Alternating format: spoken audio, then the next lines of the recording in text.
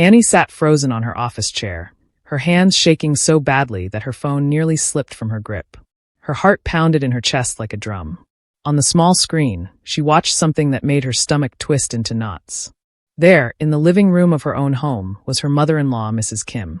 And what she was doing to baby Emma made Annie's blood run cold. Mrs. Kim was holding 6-month-old Emma upside down by her tiny ankles, dangling her over the couch like a rag doll. Emma's face was turning red, and her little mouth was open in what looked like a silent scream.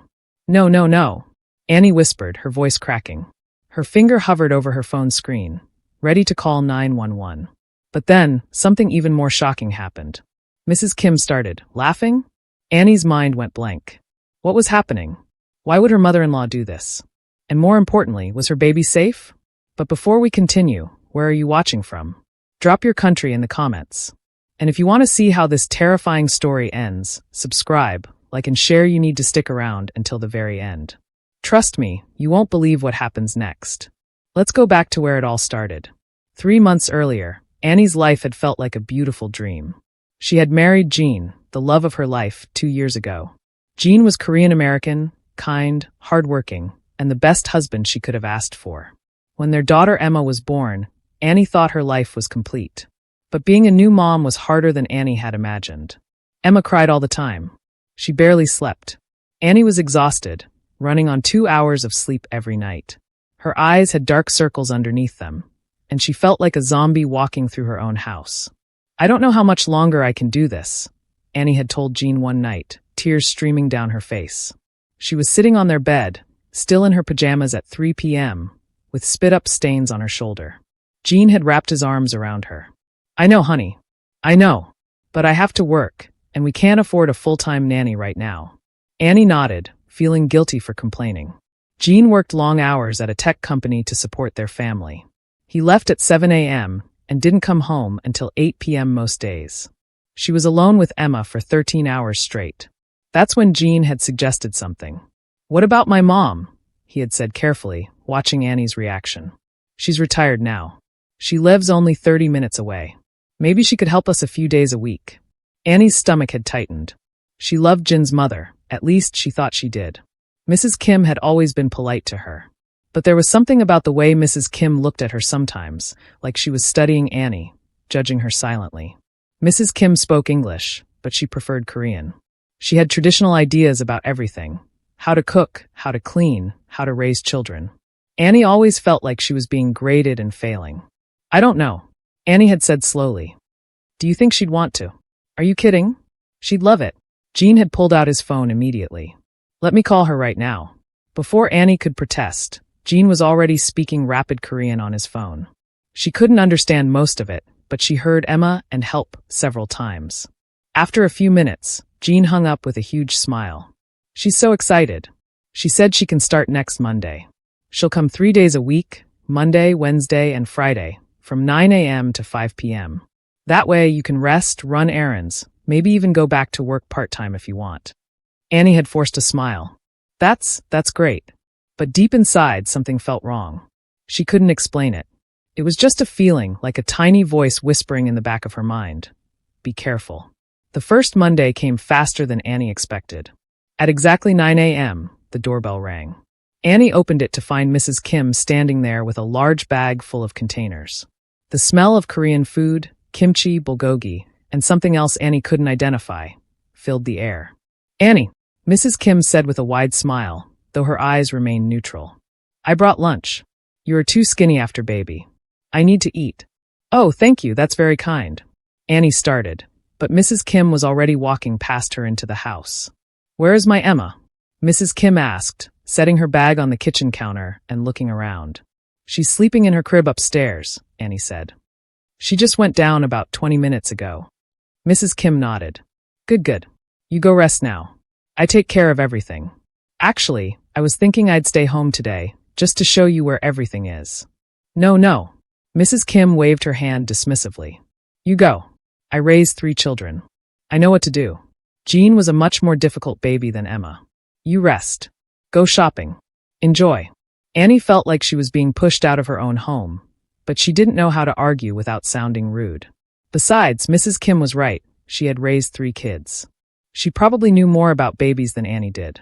Okay, Annie said quietly. Well, her diapers are in the nursery, and her bottles are in the fridge. She usually eats every 3 hours. I know. Mrs. Kim was already opening cabinets, familiarizing herself with the kitchen. You go now. Annie grabbed her purse and keys, feeling strange. This was the first time she'd left Emma with anyone besides Jean. As she walked to her car, that little voice whispered again. Are you sure about this? She shook her head. She was being paranoid. Mrs. Kim was Emma's grandmother. Of course Emma would be safe. For the first 2 weeks, everything seemed fine. Annie would come home each Monday, Wednesday, and Friday to find Emma clean, fed, and happy. Mrs. Kim would give her a brief report. She ate well today. She slept 2 hours. She only cries a little bit. The house was always spotless. There would be fresh Korean food in containers waiting for Annie and Jin's dinner. Mrs. Kim seemed like a miracle worker. Jean was thrilled. See, I told you my mom would be perfect. You look so much more rested, honey. It was true. Annie was sleeping better. She had time to shower, to read, to be a human being again. She started to feel guilty for ever doubting Mrs. Kim. But then, small things started bothering her. One day, Annie came home to find Emma wearing a completely different outfit than the one she'd left her in that morning. Oh, I changed her, Mrs. Kim explained. That outfit is too tight. Not good for baby's skin. This one is better. Another time, Annie noticed that Emma's baby formula was running out faster than it should. How many bottles did she have today? Annie asked. Mrs. Kim paused, her face unreadable. 3 bottles. Same as always. But Annie had counted. If Emma had only 3 bottles, they should have had more formula left. Where did it go? Then there was the incident with the baby swing. Annie had specifically told Mrs. Kim that Emma loved her swing. It was the only thing that calmed her down when she was fussy.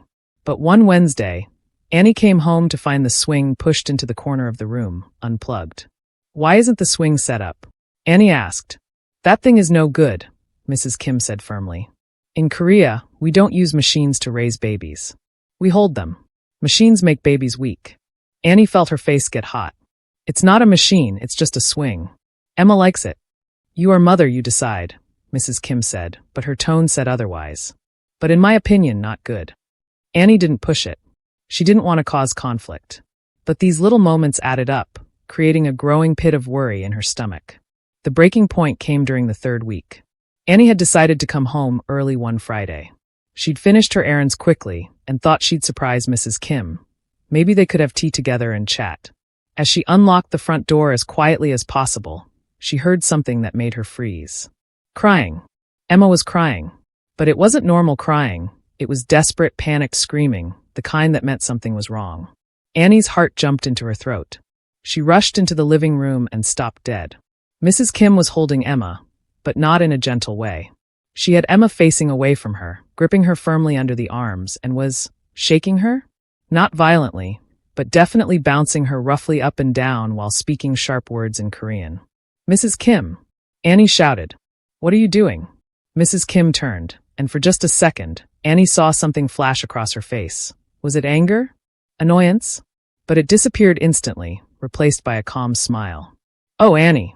You go home early. Emma is just fussy. I try to calm her. That doesn't look like calming to me, Annie said, reaching for her daughter. Emma's face was red and blotchy from crying. How long has she been crying like this? Only a few minutes, Mrs. Kim said, but she wouldn't meet Annie's eyes. Annie held Emma close, feeling her daughter's little body shaking with sobs. I think maybe we should call it a day. Thank you for your help, but I've got it from here. Mrs. Kim's smile tightened. Okay, I'll see you on Monday. After Mrs. Kim left, Annie sat on the couch holding Emma, her mind racing. Something was wrong. She could feel it in her bones now. But what could she do? She had no proof. Just a feeling. That night, after Jean came home, Annie tried to talk to him about it. Jean, I'm worried about your mom watching Emma. Jean looked up from his dinner, surprised. Why? Everything's been going great. I came home early today and Emma was screaming. Your mom she was being rough with her. Rough? What do you mean rough? She was shaking her, Jean, and bouncing her really hard. Jean frowned. Are you sure? My mom raised 3 kids. She knows what she's doing. Maybe Emma was just having a bad day. I know what I saw, Annie insisted, feeling frustrated that he wasn't taking her seriously. Look, Jean said carefully. I think you're stressed. Being a new mom is hard. My mom is trying to help us. Don't you think you might be overreacting just a little? Annie felt tears prick her eyes. I'm not overreacting. I'm worried about our daughter. Our daughter is fine, Jean said, reaching across the table to hold Annie's hand. I promise you, my mom would never hurt Emma. She loves her. Annie wanted to believe him. She really did. But that little voice was screaming now. Something is wrong. Something is wrong. That's when Annie made a decision. The next day, she went to an electronics store and bought a Nanny camera. It was small, disguised as a regular alarm clock, with a camera hidden inside that could record everything and send the footage straight to Annie's phone. She felt guilty setting it up. This was Jin's mother. Her mother-in-law. It felt like a betrayal. But this was her baby. If there was even a small chance that something bad was happening, she had to know. On Monday morning, Annie placed the camera clock on the shelf in the living room, angled perfectly to see the entire space where Mrs. Kim usually spent time with Emma. I'll just check it once, Annie told herself. Just to put my mind at ease. Mrs. Kim arrived at 9 a.m. as usual, all smiles and carrying more food. Good morning, Annie. You look pretty today. Do you have plans? Just some shopping, Annie lied. I'll be back around 3. Take your time, take your time. Emma and I have a fun day planned. Annie kissed Emma's forehead, grabbed her purse, and left. But instead of going shopping, she drove to a nearby coffee shop, opened her laptop, and pulled up the Nanny Cam app on her phone. The feed was crystal clear. She could see Mrs. Kim settling onto the couch with Emma, giving her a bottle. Everything looked normal. Annie felt silly. See, everything was fine. She was being paranoid, just like Jean said. But something made her keep watching. For the first hour, Mrs. Kim was perfect. She fed Emma, changed her diaper, played with her gently. Annie started to relax. Maybe she really had been overreacting. Then, around 10:30 a.m., Emma started crying. At first, it was just fussing. Mrs. Kim tried to soothe her with a pacifier. But Emma spit it out and cried harder. Annie watched as Mrs. Kim's face changed. The gentle grandmother's smile disappeared. She said something in Korean. Annie couldn't hear it clearly through the phone, but the tone was harsh. Then Mrs. Kim stood up, holding Emma at arm's length, and Annie's blood turned to ice. Mrs. Kim lifted Emma high in the air, then flipped her upside down, holding her by the ankles. Emma's tiny face turned red. Her mouth opened in what was clearly a scream, though Annie couldn't hear it well through the phone's speaker. And Mrs. Kim was laughing. Not a happy laugh. A frustrated, angry laugh. Annie's hands started shaking so hard she almost dropped her phone. What was happening? Why would Mrs. Kim do this? Was this some kind of Korean parenting technique Annie didn't know about? Or was her mother-in-law hurting her baby? Annie's finger hovered over her phone, ready to call the police, ready to drive home and burst through that door. But she forced herself to stop and think. If she called the police and this was nothing, just a cultural difference or a weird but harmless method, it would destroy her relationship with Jin's family forever. Jean would never forgive her. She needed more evidence. She needed to see what happened next. So, with tears streaming down her face and her heart feeling like it might explode, Annie kept watching. And what she was about to see would change everything. Annie couldn't look away from her phone screen, even though every part of her wanted to. Mrs. Kim was still holding Emma upside down by her ankles. The baby's face was now bright red, and her little arms were flailing in the air. Annie could see her daughter's mouth open wide, clearly screaming, but the sound on the Nanny Cam was muffled. Then, just as suddenly as it started, Mrs. Kim flipped Emma right side up again and sat down on the couch, positioning the baby on her lap. Annie watched, her breath caught in her throat, waiting to see what would happen next. Mrs. Kim started, patting Emma's back. She was rubbing circles on Emma's tiny back, and within seconds, Emma let out what looked like a big burp. The crying stopped almost immediately. Annie blinked, confused. What just happened? Mrs. Kim was now rocking Emma gently, humming something, probably a Korean lullaby. Emma's face returned to its normal color. She even looked comfortable. What the hell? Annie whispered to herself in the coffee shop. An elderly woman at the next table glanced over at her, concerned. Annie quickly closed her laptop, her mind spinning. Was that some kind of burping technique? But it looked so rough, so dangerous. Why would anyone hold a baby upside down like that?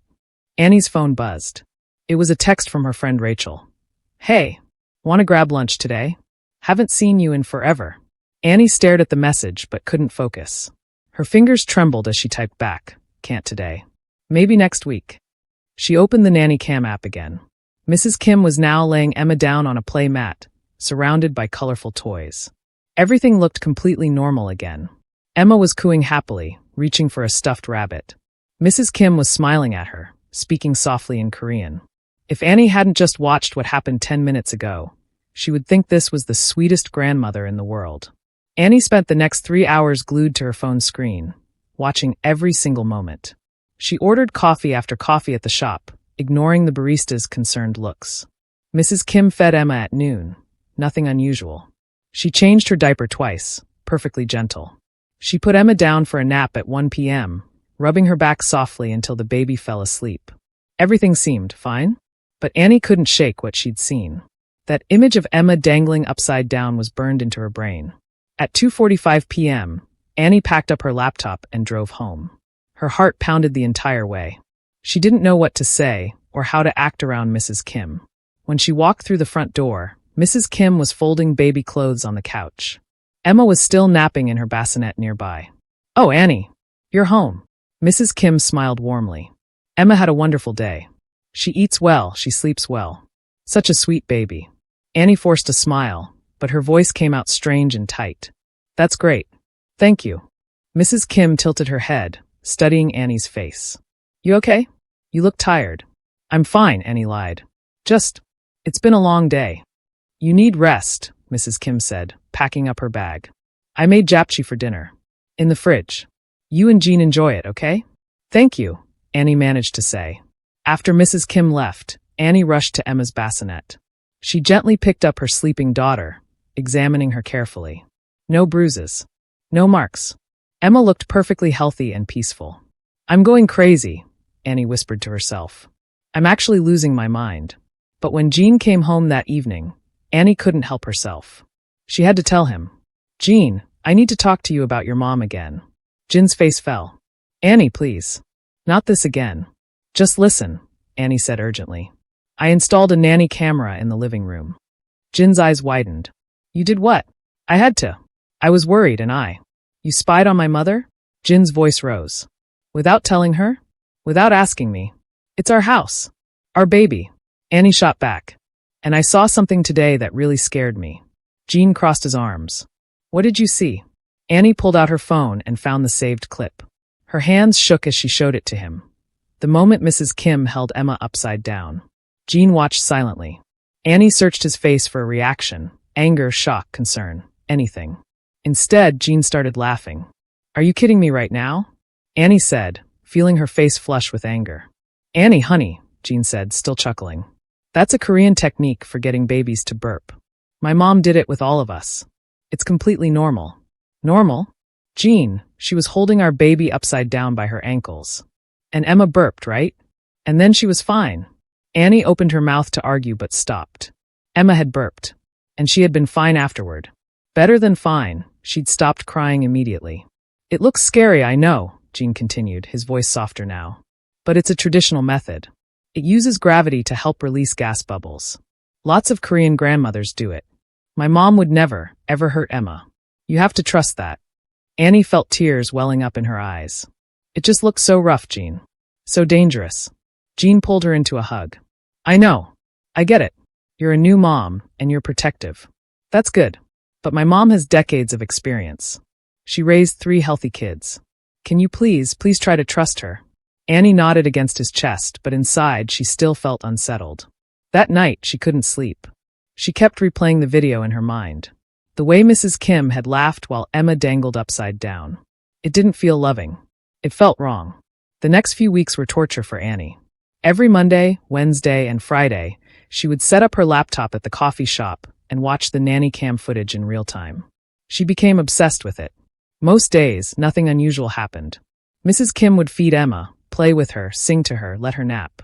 She did use the upside-down burping technique several more times, and each time, Annie's stomach would clench. But Emma always seemed fine afterward. Annie started researching online. She found a few articles about traditional Asian baby care techniques, including various burping methods. Some cultures did use different positions that Western parents might find unusual. Maybe Jean is right, Annie told herself repeatedly. Maybe I'm just being paranoid. But then on the 5th week, something new happened. It was a Wednesday. Annie was watching the live feed while pretending to work on her laptop. Mrs. Kim had just put Emma down for her morning nap.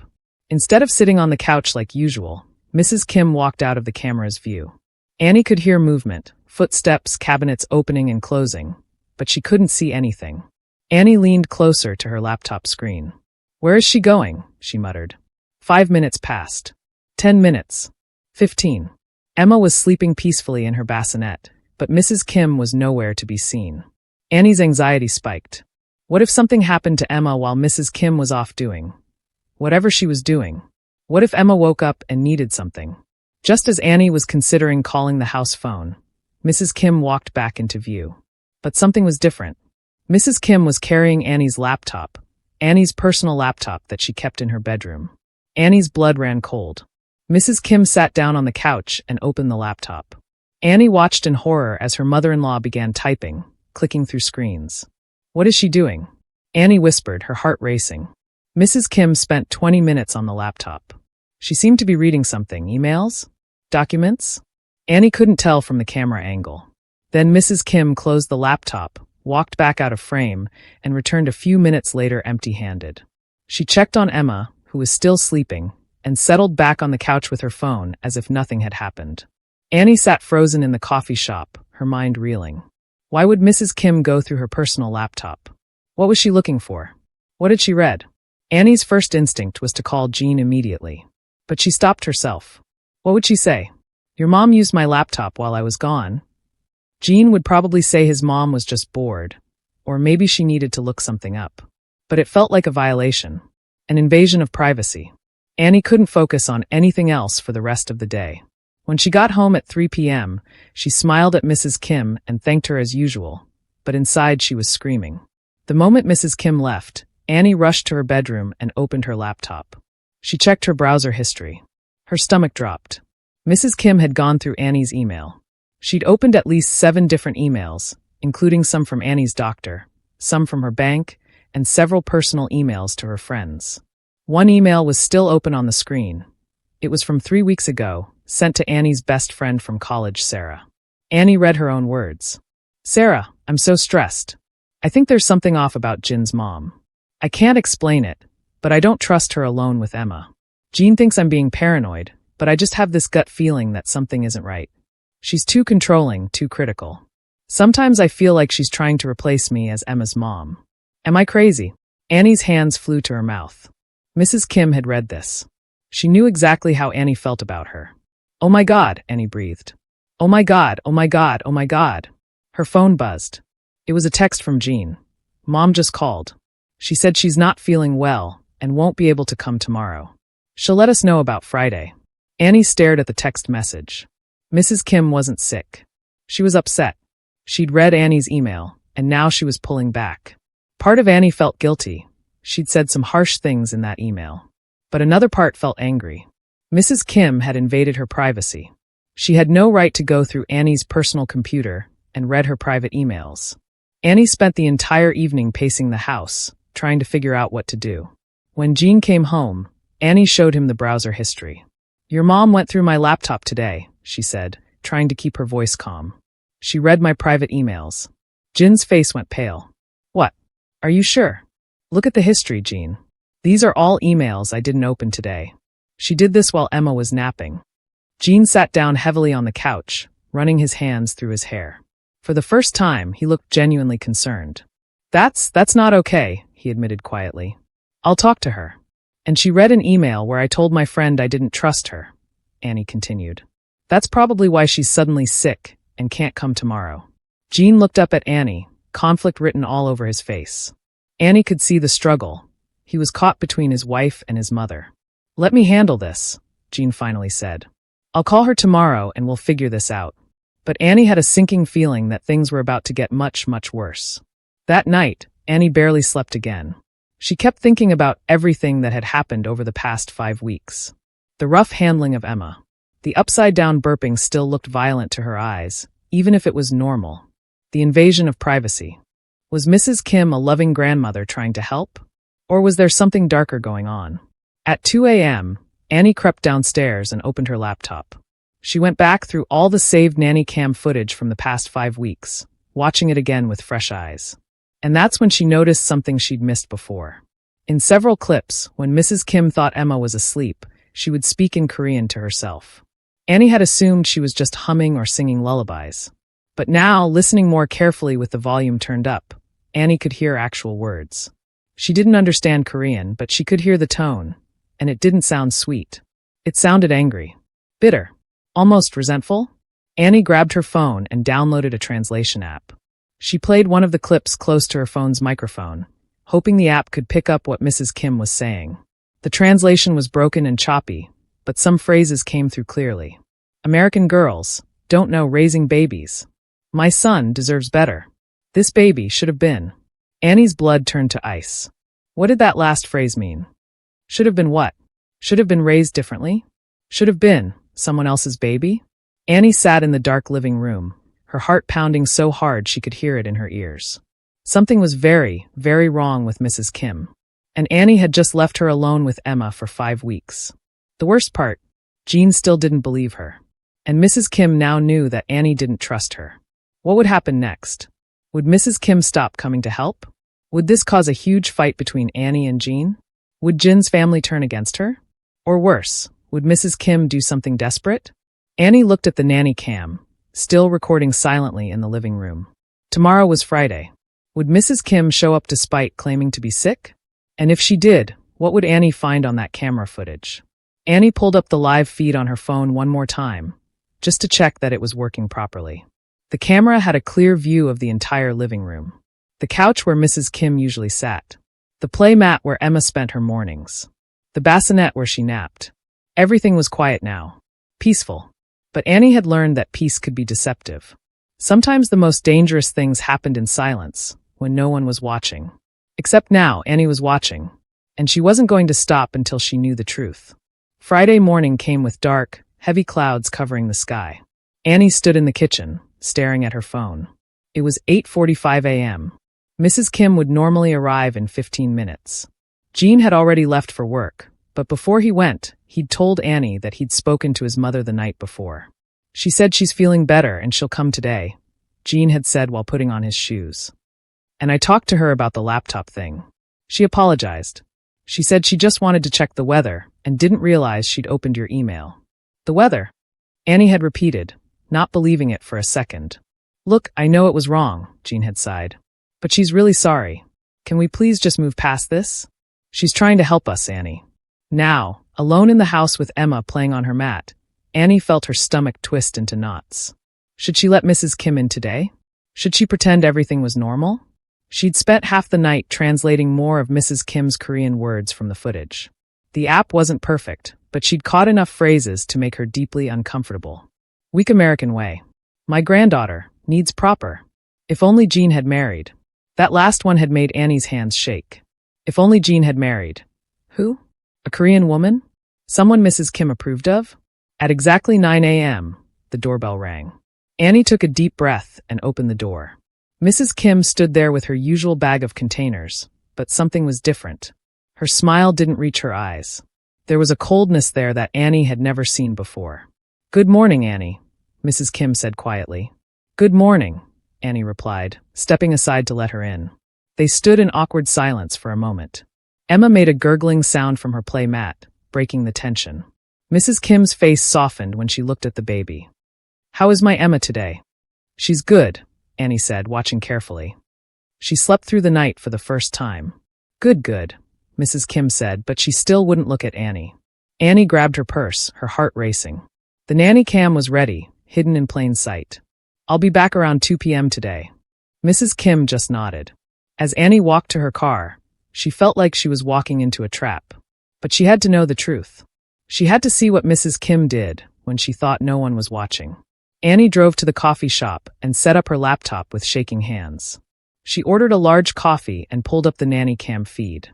Mrs. Kim was sitting on the couch, holding Emma, but she wasn't playing with her or talking to her. She was just sitting there, staring at the baby with an expression Annie couldn't read. Minutes passed. 5, 10, 15. Mrs. Kim didn't move. She just held Emma, staring at her face. It was creepy. Wrong. Then finally Mrs. Kim spoke. In Korean. Annie quickly grabbed her phone and started recording the audio, ready to translate it later. Mrs. Kim's voice was soft but firm. She was talking directly to Emma, as if the 6-month-old baby could understand every word. The translation app picked up fragments. Your mommy doesn't understand. The Korean way is better, strong baby, not soft American baby. Annie's grip tightened on her coffee cup. When you grow up, you need to know your grandmother loves you, more than anyone. More than anyone? What did that mean? More than Annie? More than Jean? Mrs. Kim stood up and carried Emma to the window. She looked outside for a long moment, still speaking in Korean. Your mommy doesn't trust me. I can see it. In her eyes, she thinks I hurt you, but I would never. I only want what's best. Annie felt a chill run down her spine. Mrs. Kim knew. She knew Annie didn't trust her, even before reading that email. The morning continued with more of the same. Mrs. Kim fed Emma, but she seemed distracted, distant. She changed Emma's diaper mechanically. When Emma started fussing, instead of the upside-down burping technique, Mrs. Kim just paced the room with her, bouncing her gently. Everything looked normal on the surface, but something felt off. The energy was wrong. Mrs. Kim's movements were stiff, almost resentful. At 11 a.m., Emma started crying harder. She was tired and ready for her nap. Mrs. Kim tried everything, rocking, singing the pacifier, but Emma wouldn't calm down. Her cries got louder and more desperate. Annie watched anxiously as Mrs. Kim's face began to change. The calm grandmother's expression cracked. Frustration flashed across her features. Please, Emma, please, Annie whispered at her laptop screen, willing her daughter to calm down. But Emma kept screaming. Mrs. Kim set Emma down in the bassinet. A bit roughly, Annie noticed, and stepped back. She stood there, hands on her hips, looking down at the crying baby. Then Mrs. Kim started speaking in Korean again, and this time her voice was sharp. Angry. Annie's hands trembled as she held her phone up to catch the audio. The translation made Annie's blood run cold. Cry, cry, cry, just like your mother, always complaining, never satisfied. I try to help, but she doesn't want help. She wants to push me away. Mrs. Kim's voice got louder. I raised 3 children. 3, and they all turned out perfect. But American girls think they know everything. I think their way is better. But look, your baby crying. You can't even make her stop crying. Annie realized with horror that Mrs. Kim wasn't talking to Emma anymore. She was talking to Annie, as if Annie was in the room, as if Annie could hear her. You don't deserve my son. You don't deserve this baby. If Jean had married a Korean girl, proper girl, this baby would be raised correctly. Annie's vision blurred with tears. Her worst fears were being confirmed right before her eyes. Mrs. Kim picked up Emma again, holding her tight, too tight, Annie thought, and walked around the living room in circles. Stop crying. Stop crying. I am trying to help you. Why won't you stop? Emma's cries got even louder, the kind of screaming that came from a baby who was overtired and overwhelmed. And then Mrs. Kim did something that made Annie jump to her feet in the coffee shop. Mrs. Kim carried Emma to the bathroom.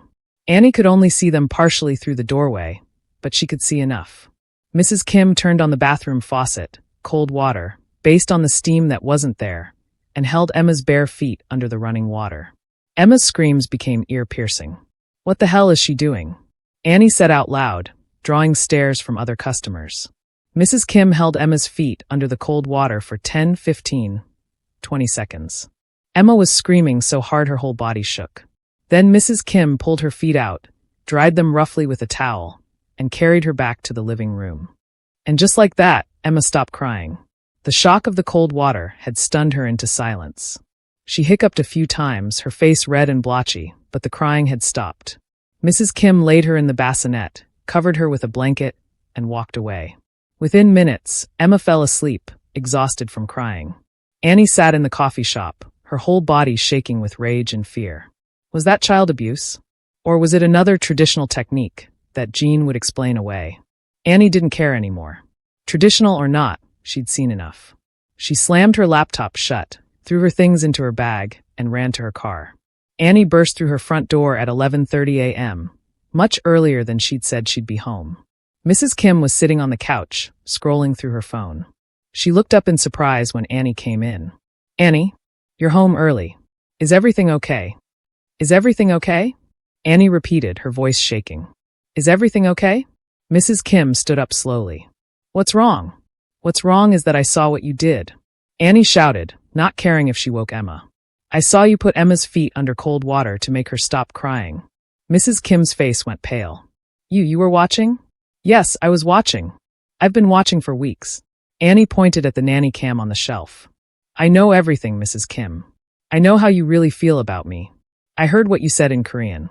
I know you think I'm not good enough for Jean, that I'm not raising Emma correctly, that I don't deserve this family. Mrs. Kim's expression changed from shock to something harder. Colder. You spy on me? She said, her accent getting thicker as she got upset. You put the camera? You don't trust me. Trust you. You went through my personal laptop. You read my private emails. I wanted to understand. Mrs. Kim shouted back, her voice cracking. I wanted to know why you hate me. Why do you look at me like I'm? Like you're what? Annie demanded. Like I'm a monster. Mrs. Kim's eyes filled with tears. I will try to help you. I cook for you. I clean for you. I will take care of your baby so you can rest. And you think I hurt Emma? You think I am a bad grandmother? You held her under cold water, Mrs. Kim. You held my baby upside down by her ankles.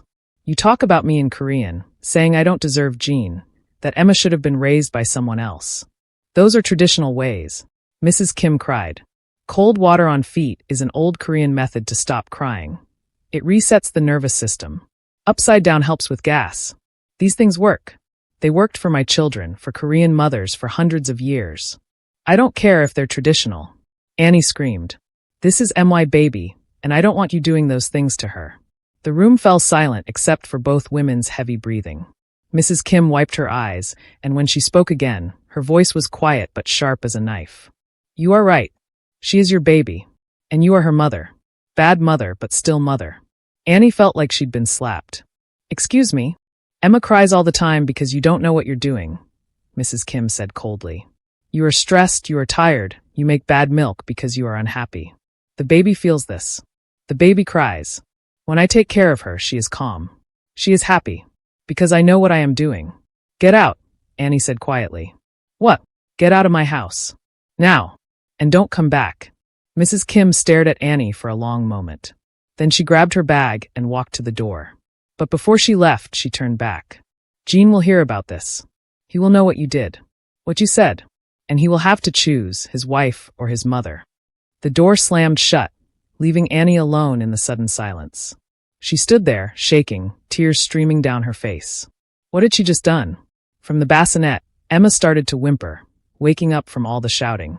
Annie rushed over and picked up her daughter, holding her close. I'm sorry, baby, Annie whispered. I'm so sorry. Mommy's going to protect you. I promise. But even as she said the words, Annie knew the real battle was just beginning. Because in a few hours, Jean would come home. And Annie would have to tell him that she'd kicked his mother out of their house. Jin's car pulled into the driveway at 6 p.m., earlier than usual. Annie's heart sank. Mrs. Kim had already called him. She knew it. She'd spent the last 6 hours rehearsing what she would say, how she would explain everything. She'd saved all the nanny cam footage to her laptop. She had evidence. She had proof. But when Jean walked through the door, the look on his face told Annie that no amount of evidence would make this conversation easy. We need to talk, Jean said quietly, not even taking off his shoes. His face was pale, his jaw tight. Annie stood in the kitchen, holding Emma against her chest like a shield. I know your mom called you. She didn't call me, Jean said. She showed up at my office. In tears. Do you know how humiliating that was? My colleagues saw my mother crying in the lobby. Annie felt a flash of anger. I'm sorry that was embarrassing for you, Jean. But do you know what I saw today? Do you know what your mother did to our daughter? She told me everything. Jin's voice rose. She told me about the camera, about the accusations, about you screaming at her and throwing her out of our house. That's not exactly what happened. Then what did happen, Annie? Jean demanded. Because from where I'm standing, it looks like you've been spying on my mother for weeks, assuming the worst about everything she does, and then you finally exploded at her for trying to help. She wasn't helping, Jean. She was what? Jean interrupted. Using traditional Korean parenting methods that you don't understand? Speaking her native language in her own granddaughter's presence? Trying to bond with Emma while you were out enjoying your free time? Annie felt tears burning in her eyes. Is that really what you think? That I was just enjoying free time, while your mother did whatever she wanted with our baby. I think you never trusted her from the beginning, Gene said, his voice breaking. I think you looked for reasons to hate her. And when you couldn't find any real problems, you twisted normal things into something sinister. Then watch the videos, Annie said, setting Emma down in her playpen and grabbing her laptop. Watch them yourself and tell me if I'm overreacting. She pulled up the footage from that morning, Mrs. Kim holding Emma's feet under cold water. The baby's screams were clear even through the laptop speakers. Gene watched, his face unreadable. See, Annie said. That's not normal, Gene. That's not okay. Gene was quiet for a long moment. Then he said, my mom did that to me when I was a baby. Annie blinked. What? The cold water thing. When I wouldn't stop crying, she'd put my feet in cold water. It's a traditional method. It shocks the nervous system and stops the crying. It doesn't hurt the baby, it just surprises them. Gene, listen to yourself. Annie pleaded. Just because something is traditional doesn't mean it's right. There are lots of old practices that we don't do anymore because we know better now. So you're saying my mother abused me? Jin's voice was dangerously quiet. You're saying the woman who raised 3 successful, healthy children doesn't know how to take care of a baby? I'm saying that I'm Emma's mother, and I don't want anyone doing things to her that make me uncomfortable. Is that so wrong? What makes you uncomfortable is my mother. Gene shouted. Admit it, Annie. This was never about Emma. This is about you not wanting to share your daughter with my family. This is about you being jealous. Jealous? Annie couldn't believe what she was hearing. Your mother told Emma, in Korean, thinking I'd never understand, that I don't deserve you. That I'm a bad mother. That you should have married someone else. Jin's face flickered with something, doubt? Concern? But it disappeared quickly. You don't speak Korean. You used some app that probably mistranslated everything. My mother would never say those things. I have the recordings, Gene. I can show you. I don't want to see any more recordings. Gene slammed his hand on the counter, making Annie jump. Do you know what you've done? You've destroyed my relationship with my mother. You've humiliated her. You've accused her of being a bad grandmother when all she's done is try to help us. Emma started crying in her playpen, sensing the tension. Annie picked her up, tears streaming down her face. I did what I thought was right to protect our daughter. From what? Gene asked desperately. From love? From family? From someone who actually knows what she's doing. The words hit Annie like a punch to the gut. You think I don't know what I'm doing? Gene ran his hands through his hair, looking exhausted. I think you're a new mom who's overwhelmed and anxious and looking for someone to blame. And you picked my mother because she's different from you. Because she does things the Korean way instead of the American way. This isn't about Korean versus American. Annie cried. This is about trust and boundaries and… No, Gene cut her off. This is about you not respecting my family. My culture. My mother. The room fell silent except for Emma's soft whimpering. Annie looked at her husband, really looked at him, and saw a stranger. When had they become people who yelled at each other? When had they stopped being on the same team? Gene, Annie said softly, trying one more time. I love you. I love Emma. And I know you love your mother. But you have to understand, I felt like something was wrong. Maybe I was wrong about some things. Maybe I misunderstood some things. But the way your mother talked about me, the way she went through my private emails, the way she looked at me sometimes, it made me feel like she didn't think I was good enough for you or for Emma. Jin's expression softened slightly. My mom is old-fashioned. She has strong opinions. But she doesn't hate you, Annie. She's just trying to help in the only way she knows how. But I never asked for that kind of help, Annie whispered. I never asked her to take over. I wanted to learn how to be a mother myself, even if I made mistakes. Gene sat down heavily on the couch. So what do we do now? My mother says she won't come back. She's too hurt, too embarrassed. She feels betrayed. She feels betrayed? Annie said incredulously. Yes, Annie. She does. She opened her heart to you, tried to bond with her granddaughter, and you repaid her by spying on her and then kicking her out. Annie sat down across from Gene, Emma still in her arms. I'm sorry I hurt your mother's feelings. I truly am. But I'm not sorry for trying to protect Emma. And I'm not sorry for having boundaries. Boundaries? Gene laughed bitterly. You call secret cameras and accusations boundaries? They sat in painful silence for several minutes. Finally, Gene spoke. My mother wants an apology. A real one. In person. Annie's stomach twisted. And if I don't apologize? Then I don't know what happens to us, Annie. I don't know if we can move forward if you can't respect my family. And what about you respecting me? Annie asked. What about you believing me when I say something that makes me uncomfortable? What about you supporting me as Emma's mother? Jean looked torn, caught between two impossible choices. Before he could answer, his phone buzzed. He looked at it, and his face went even paler. What? Annie asked. What is it? It's my dad, Jean said quietly. My mom had a panic attack. They're at the hospital. Annie sat in the hospital waiting room, Emma asleep in her car seat beside her. Jean was in the emergency room with his parents. She felt numb. Was this her fault? Had she really caused Mrs. Kim to have a panic attack? Or was Mrs. Kim manipulating the situation, making herself the victim? Annie didn't know anymore. She didn't know what was real and what wasn't. After an hour, Jean came out. His face was red, like he'd been crying. She's okay, he said quietly. Just stress. They're keeping her overnight for observation. Jean, I'm so sorry, Annie started. She wants to talk to you, Jean interrupted. Alone. Annie's heart raced. What? Why? I don't know. But she asked for you specifically. Room 304. Annie looked down at Emma, still sleeping peacefully, completely unaware of the chaos around her. I'll watch her, Jean said. Go. Annie walked down the hospital hallway on shaking legs. When she reached room 304, she knocked softly. Come in, Mrs. Kim's voice called out. Annie pushed open the door. Mrs. Kim was sitting up in the hospital bed, looking small and tired. Mr. Kim sat in a chair beside her, but he stood up when Annie entered. I give you two privacy, he said in broken English, patting his wife's hand before leaving the room. Annie stood awkwardly by the door. Mrs. Kim, I'm so sorry you're here. I never meant. Sit, Mrs. Kim said, pointing to the chair. Annie sat. For a long moment, neither of them spoke. Then Mrs. Kim said something that shocked Annie completely. You were right. Annie blinked. What? You were right to not trust me, Mrs. Kim said, tears filling her eyes. I was angry at you. Jealous, even. Annie didn't know what to say. When Jean married you, Mrs. Kim continued, I was happy. You seemed nice. But then, when Emma was born, something changed in me. I looked at her and I thought, this baby should have a Korean mother. This baby will not know her culture.